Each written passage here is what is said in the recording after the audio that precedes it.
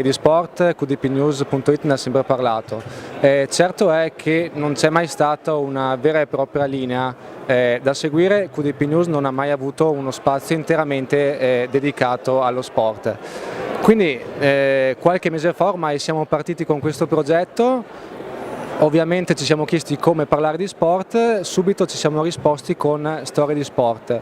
Storie di sport cosa vuol dire? Vuol dire che non ci saranno classifiche, non ci saranno risultati, o meglio ci saranno nel momento in cui risultati e classifiche diventano un mezzo per raccontare delle storie di sport appunto. Porterò un po' quello che è anche la mia esperienza in questo settore, nel settore sportivo, avendo avuto già un passato di cronista sportivo, anche attualmente, soprattutto con il calcio, però diciamo che siamo in una situazione in cui ci sono parecchi sport che non hanno la giusta evidenza, parecchi personaggi che non hanno la giusta evidenza sui media, e anche su qdpnews.it questo tipo di trasmissione e questo tipo di pubblicazioni sarà sicuramente un aiuto a farli conoscere, a far conoscere loro, far conoscere i personaggi, far conoscere un po' il territorio e lo sport che si attua in quel territorio.